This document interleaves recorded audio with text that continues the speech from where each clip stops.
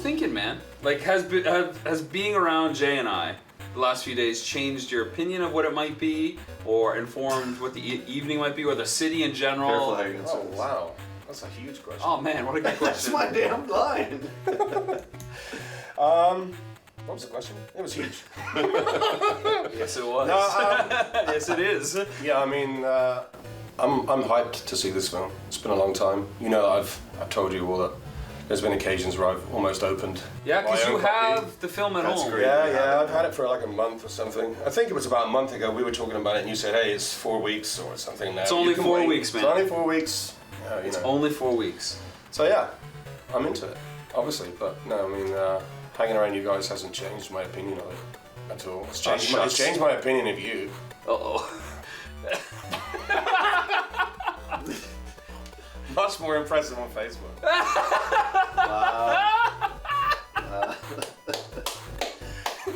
Glenn wants to say something smart. All those hyped up profiles. You know, anyone can be anyone on Facebook. Video game rockstar indeed.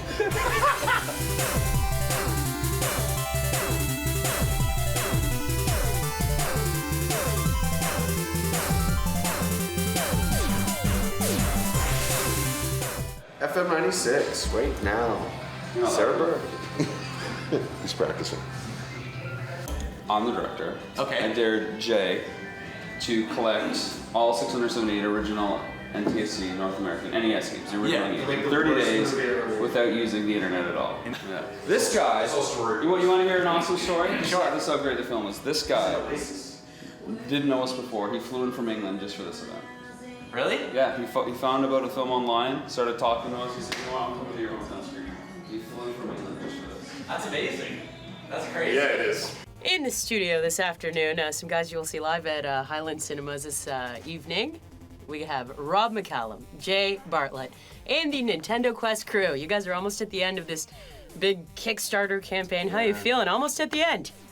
It's incredible. I don't even know what... I can't do it justice. Like, the fact that we're in our hometown, when we had our world premiere in Beverly Hills, en route to Vegas, Austin, and Houston, this has always been the date. Like, this is the one that has always stood out on the calendar. What's a Nintendo Quest tour rider look like? Oh, well, there's a lot of frosty beverages, a lot of destinations that have to be included before we screen. And which gaming system? Of course, the original NES. But Love we're it. console Imagine it agnostic. wasn't. We love everything. Yeah, imagine it wasn't NES. That would be weird. Play I Genesis. thought so too. Yeah. As we look ahead to the premiere tonight, what would be both of your guys' favorite scene from the film you're going to show us? There's a collector that I encounter. I can't say too much. I don't want to give anything away, but there's a collector that I encounter. It's tense. And we have a phone conversation that kind of came out of nowhere. Like, obviously nothing in the film was scripted, so we happened to get in contact with this guy about 1 a.m. And it's a conversation I have with him. It's very tense, and it sets up a really good part of the story. That's my favorite one. All right. Thanks, guys, for coming in. Thank you. Cheers. Cool. Cool, thank you so much. Fun. Thanks, Sarah. See you tonight. You're welcome. Yeah, I'll walk you guys out. Cool. Jay and I have a lot of friends back home in London, but at the top of my list to visit was Jeff Evans, because he's a kick-ass game developer, runs Tiny Titan Studios, and promised to give me a glimpse at his newest game, Dash Quest. Well, I wanted to make games ever since I was like 6 years old or something. So I used to write down ideas for video games and then just write them on a letter and send them into Nintendo. I'd put them in an envelope and write Nintendo on it with no stamp or address and just put them in the mail slot. So I always just wanted to make games. All right, my name is Jeff Evans. I'm the owner and developer for Tiny Titan Studios. Tiny Titan makes mobile games currently and we'll be expanding to other platforms soon. I actually came to London about 12, 13 years ago now for my first job in the game industry, working at Digital Illusions, the creators of Battlefield. And I ended up staying, so I worked there for a few years, went to another local company called Digital Extremes, did that for another couple of years, and then I started my first company called Antic Entertainment. And then about 2 years ago, I started my my Tiny Titan Studios. So London actually is quite the little hub for game development in Ontario specifically, and even Canada on that level. Like if you look at it per capita, I think we have the highest game developers in all of Canada, which is interesting. I've been making games professionally for about 13 years now. I started originally as an artist and I moved into the business side as well as design and now programming. So basically I do everything involved in our mobile games now. Indie's kind of a buzzword right now where any studio of any size less than Bungie tends to call himself indie to get exposure. But like a true indie, I guess it's really just you being able to make what you want without anyone sort of telling you what you're doing. So whether you have a team of 4 or 5 people, 20 people, or a single person, you're technically indie. So it's really, about you having the creative control over what game you want to do. I mean, over the last probably 5-6 years, there's been a real change in the development landscape. You've seen lots of studios shut down, lots of mid-size studios seem to shut down. It was almost like a race to the top and the bottom. There wasn't room for the middle guy anymore. So the studios that were medium to large that got some success and sort of made their way through the transition period grew to be astronomically big now, whereas like a lot of the smaller ones either shut down or reverted to small, few people teams working on indie games. So where it's going from here, I think we're just coming out of the transition period, but with the tools out there now, really anyone can sit down in front of their computer and make games now. So there's never going to be just the big guys anymore. There's always going to be room for the little guys, especially with the platform availability of trying to get your game out there. So I can't honestly say where it'll be in 5 years. It's always sort of this sort of fluid motion, and as long as people want to play games, there'll be people making them of all different sizes. There seems to be a lot of retro shops popping up in London nowadays, but the staff of Game Cycle has always been really good to Jay and I, and they always have a little bit of everything to showcase. My name's John Smithers, and I work at Game Cycle in London, Ontario. Game Cycle to me is a place where you can go back to your childhood and get all those games you remember as a kid. But we don't just focus on retro. We also do new stuff. So we go all the way from the Atari computer all the way up to PS4 and Xbox One. Game Cycle has been around since, for 7 years now, I believe. I've been here for almost 3. We've got the 2 stores in London. The second one is the newest of 5 stores. There's also 2 in Windsor and 1 out in British Columbia. Popular Nintendo titles, we get dozens of them a week. The Mario Bros games we always have in stock. You'll always be able to find those here. What else do we get a lot of? We get a lot of weird systems. Like the Gold N64, the Pikachu N64, Atari Lynx handhelds, Game Gears, all sorts of things. The game market in London's pretty good right now. We see a lot of the rare titles, and especially now having 2 stores in London, we tap both sides of the city. So a lot of the stuff we didn't see when it was just the 1 store, we're starting to see double of because we've got the 2 stores now. The rarest title we had was probably a sealed box copy of Cheetah Men 2, the Lost Levels for the original Nintendo. It was here for a while because that game's super pricey, so we had to find the right person to buy that one. You should come to Game Cycle because we always have the big titles. If you're looking for a Mario game or a Zelda for any of the systems, we're gonna have that game for you. We also love games just as much as everyone who comes to the store. So if you have a question, we're going to be knowledgeable and we're going to do our best to answer that for you. Guys, there's a pretty big scientific announcement made today. At the time of this recording, I didn't listen to all the details, but essentially they've said they found salt water flowing on Mars. Now this is a pretty big deal because there's essentially, I don't want to say confirmed possibility of life on another planet, but this is like changing the way we think of other planets in the universe now, definitely and concretely. The question on the gamer side is that, what has been that life-defining thing that changes everything? What's the gaming equivalent of that? Wow. Where you're like, oh my god, I never expected... What's the gaming equivalent of salt water on Mars? Yeah. Oh man, what a great question. The first thing that comes to my mind that blew me away from the norm of what I knew a video game to be was Dragon's Lair. Dragon's Lair was the first Laserdisc game and the first real-life cartoon. Yeah. I mean, you looked at, you had Asteroids, you had Pac-Man, you had vector graphics, you had this and that. But Dragon's Lair was a cartoon. Yeah. And you're controlling Dirk. You're controlling the cartoon. Is it Dirk? Yeah. It's Dirk, yeah. You're controlling Dirk the cartoon. And that my very first, Dragon's Lair. That's a good one, man. That's really good. I am going to say World of Warcraft. Oh, man. Good What a great answer. I think because there have been online games before World of Warcraft, there have been massively multiplayer online games before World of Warcraft, but I think World of Warcraft really showed how viable online was as the future of gaming. I'm gonna go to love it or hate it. You know, I think it changed the world. I'm gonna go to video games. I'm gonna go on a similar route, man, and say either Doom 2 or Jedi Knight online, playing with people that weren't in the same room as us. And how many hours did we sink into multiplayer?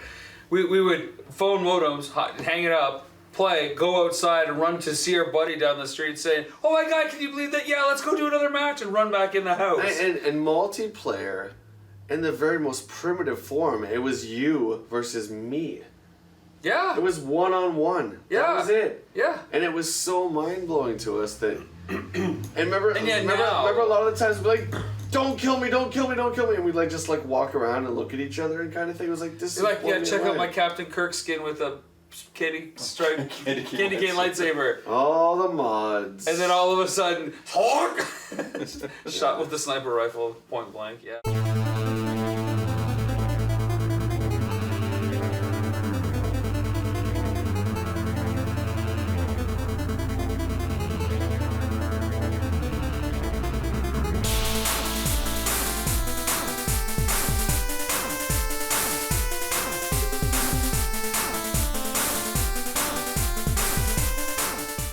How you feeling, buddy?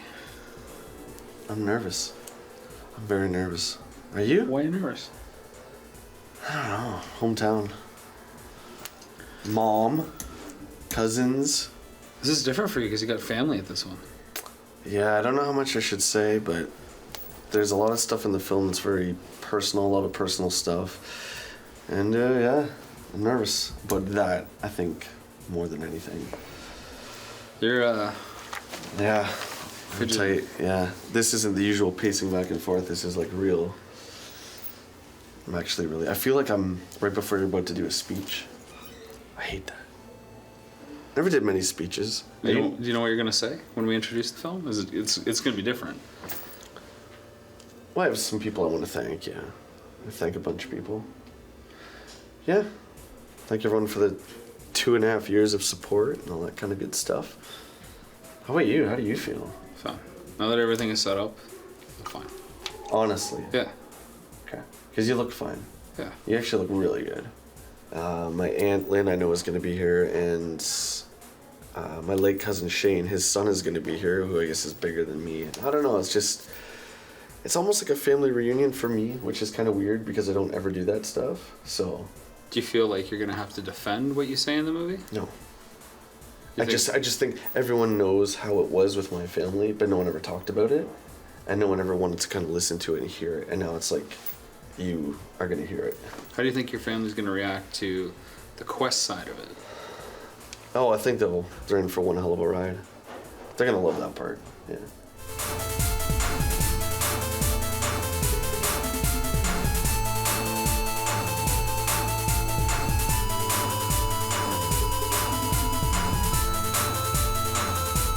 Well, without further ado, because we're running a little behind schedule here, excited to show you Nintendo Quest. Jay, any last thoughts or questions? I just want to thank my friends and family, in particular my closest, my mom, she's right back there. I don't know if you can see her there.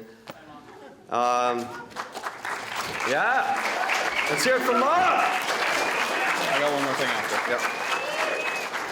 Yep. Some of my very best friends I've known forever, Skylar, Zach, Michelle, cheers. Joe, everyone else. I just want to thank you guys for putting up with this for the last 2.5 years, and I hate to say it, but it's just the beginning, so enjoy.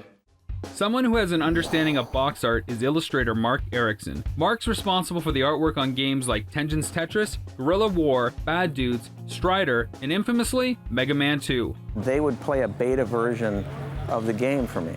And I meant physically they would play it because I'm not a gamer. I'm just an illustrator. And over a period of about 30 or 40 minutes, we would just arrive at what they wanted me to do.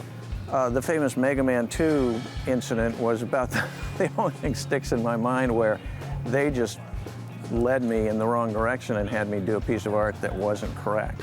Amazingly, the people that hired me to do the art and the art director, neither one of them knew the game, and we ran the beta version as I described to you, and nobody could see the little character well enough to know he had a cannon for an arm, and long story short, you know, they told me to put a pistol in there, and that's what I did.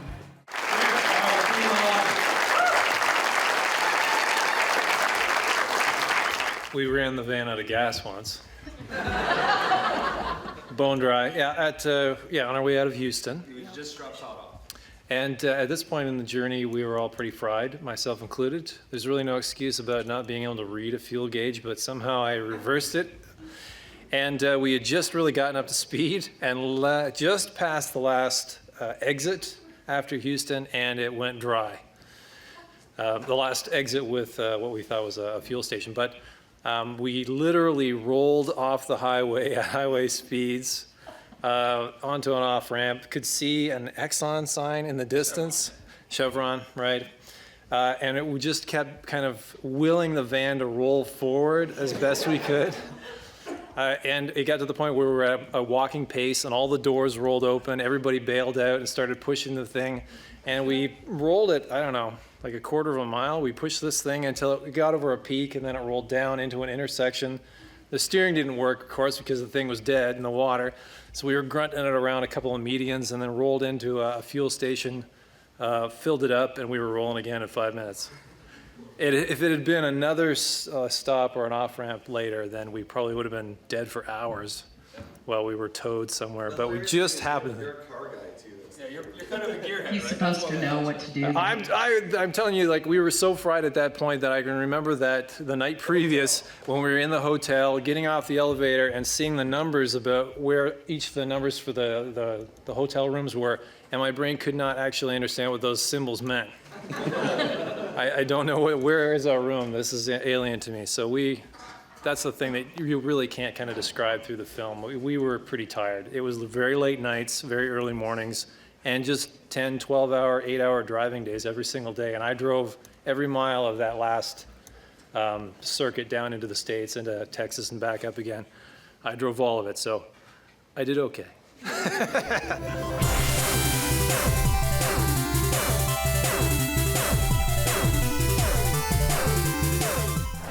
Rob and Jay and Nintendo Quest did a pretty good job of portraying the excitement and the adventure you feel like playing video games. You guys were in your own little video game on your own little quest, and that was really exciting as a kid or an adult to be part of that.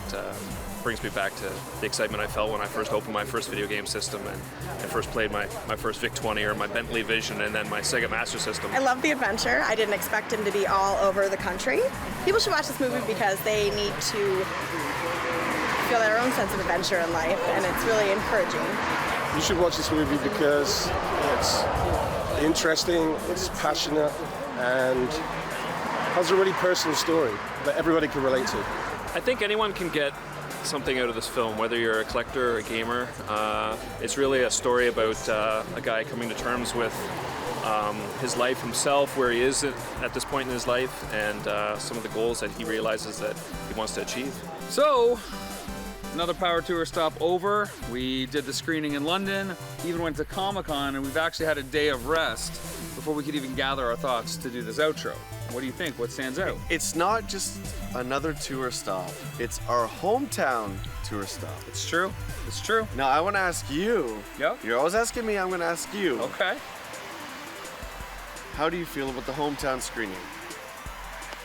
I'm getting chills. To be honest, I think that picture that your good buddy Craig took, that black and white one, that blew me away. I mean, we knew what the ticket numbers were going to be like, but to see all those people lined up and down the street, man, that's warming to see that many people care about something we've done. Yeah, we were kind of hanging out inside, trying to be cool and such, and then, yeah, remember getting on stage? Sarah introduced us. Sarah Burkett from 96 introduced us. Yep.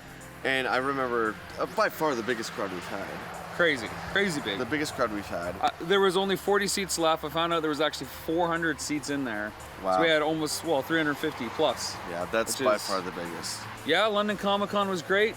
Great booth location, a lot of people, met a lot of people, sent a lot of people home with discs, and a lot of people came back for day 2 of the con. They did. To tell us how they liked the disc, how they liked the movie. In particular, there was a couple that actually bought the disc on the first day of the con, showed up the second day, and they came up to you and I and presented us with this, which absolutely blew us away. This is a handmade drawing of NES cart with the Nintendo Quest logo, and of course, Spenny there, my boy there. That's pretty heartwarming that someone would take the time, you know, out of their day.